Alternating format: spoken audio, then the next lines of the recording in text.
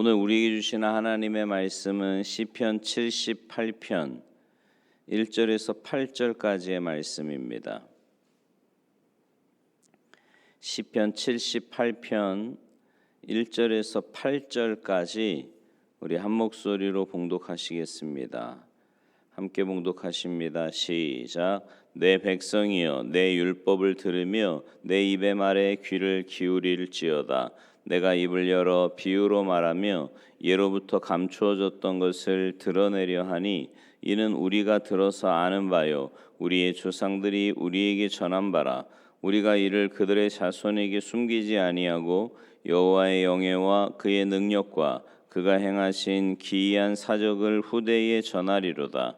여호와께서 증거를 야곱에게 세우시며 법도를 이스라엘에게 정하시고 우리 조상들에게 명령하사 그들의 자손에게 알리라 하셨으니 이는 그들로 후대 곧 태어날 자손에게 이를 알게 하고 그들은 일어나 그들의 자손에게 일러서 그들로 그들의 소망을 하나님께 두며 하나님께서 행하신 일을 잊지 아니하고 오직 그의 계명을 지켜서 그들의 조상들 곧 완고하고 패역하여 그들의 마음이 정직하지 못하며 그 심령이 하나님께 충성하지 아니하는 세대와 같이 되지 아니하게 하려 하심이로다. 아멘. 할렐루야. 오늘 본문이 있는 이 시편 78편은요. 하나님을 멀리하고 떠났던 이스라엘의 역사를 자손들에게 말로 전하여서 가르치려는 웅대한 역사의 시입니다. 그래서 오늘 본문 2절에 보면 이런 말씀이 있어요. 내가 입을 열어 비유로 말하며 예로부터 감추어졌던 것을 드러내려 하니, 여기 예로부터 감추어졌던 것이 뭘까요? 사람들이 하나님을 멀리하고 떠났던 역사입니다. 여러분, 역사는 사실이라야 하지요. 그리고 역사만큼 간명하고 확실하게 우리들에게 진리를 알려주는 것도 없습니다. 시편 78편은요. 그 오래된 수천 년의 역사를 단지 72절로 간추려서 마치 조감도와 같이 우리들에게 보여줍니다. 시인이 말하는 예로부터 감추어졌던 것을 이 78편을 통해 역사를 보면 지금까지 영원이라고 생각했던 그것이 실은 영원이 아니고 중요하지 않다고 생각하던 것이 중요하며 영원과 관계가 있다는 것을 알게 됩니다. 또 하나님을 무시하고 하나님을 배반한 사람의 비참한 그 패잔한 모습이 그림과 같이 그려져 있기 때문에 그것을 통해서 하나님의 진실, 하나님의 약속, 하나님의 뜻만이 확실하게 이루어져 간다는 것을 역사적인 사실로 분명하게 알게 되는 거예요. 이와 같이 장대한 이스라엘의 역사를 통해서 우리들은 하나님을 배반한 힘없는 인간의 모습과 하나님만이 이 우주를 다스리시고 섭리하시면서 인간의 생사화복을 주장하시는 분이라는 것을 확실하게 알게 됩니다. 이게 역사의 모습이에요. 이게 시인이 말하고자 하는 예로부터 감추어졌던 것입니다. 이스라엘의 역사를 보면 하나님을 배반하고 하나님을 무시하여 허무한 인생을 맛보고서도 계속해서 하나님을 배반하고 무시해온 이스라엘 백성 그리고 우리 인류, 그럼에도 불구하고 하나님은 역사상 언제나 인내와 사랑을 통해 그때그때 하나님의 기적적이고 놀랍고 때로는 이상한 그런 은혜와 은총의 역사를 행해 주셨습니다. 여러분, 그런 생각 안 하십니까? 이스라엘 역사를 봐도 그렇고요. 아니, 우리의 삶을 봐도 그렇지 않습니까? 늘 하나님 앞에서 하나님이 기뻐하시는 모습으로 믿음의 삶을 사는 것도 아니잖아요.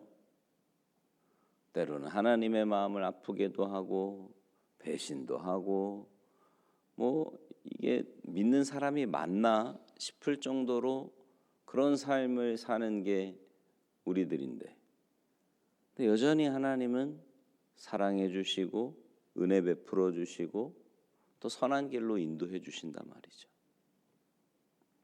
하나님은요, 모세가 인솔하는 이스라엘 백성들을 홍해 바다를 갈라서 애굽으로부터 구출해 내십니다.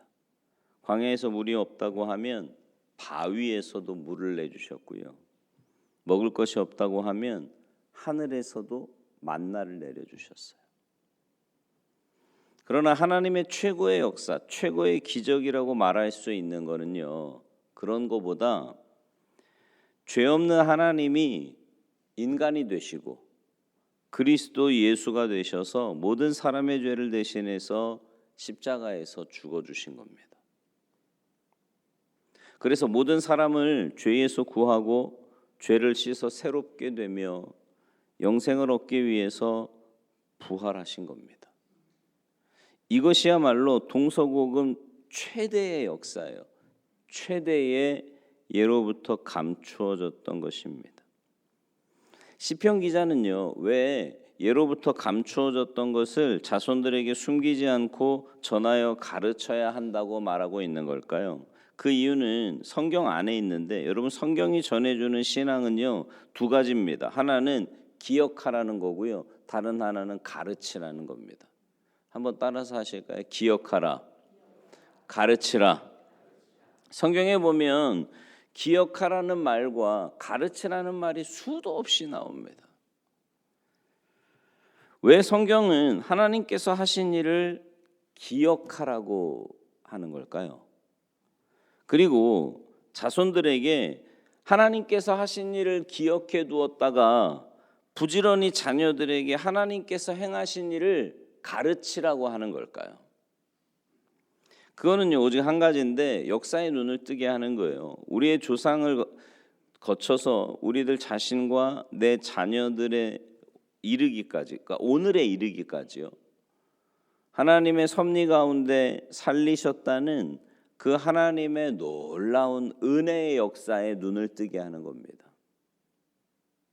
그래서 소망을 하나님께만 두게 하는 거예요. 시편 78편의 핵심은 후손들이 예로부터 감추어졌던 것을 듣고 배우고 깨달아서 소망을 하나님께 두게 하는 데 있습니다.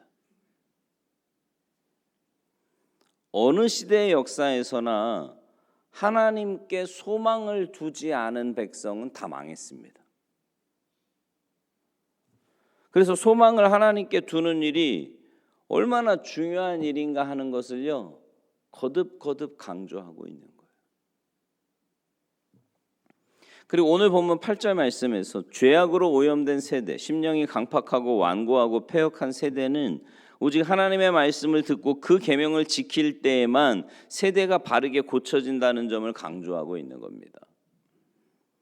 이스라엘의 부모들은요, 이 시편 기자의 말대로 예로부터 감추어졌던 것을 부지런히 자녀들에게 들려주고 가르치면서 부모 자신들이 먼저 하나님께 소망을 두며 살았습니다. 그리고 자녀들도 일평생 소망을 하나님께 두도록 그렇게 살도록 가르쳤어요.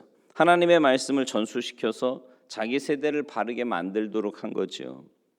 여러분 그런 얘기 들어보셨죠? 탈무드에 보면 한 마리의 고기를 자녀에게 주면 한 끼밖에 먹을 수 없지만 고기 잡는 방법을 가르치면 평생 동안 고기를 먹을 수 있다. 왜 이런 얘기 하잖아요. 그러니까 뭘 말하는 거냐면 삶의 원리를 가르쳐 주는 거거든요. 당장 눈앞에 보이는 뭔가를 주기보다 삶의 원리가 뭔가를 가르쳐 주기에 힘썼던 거지요.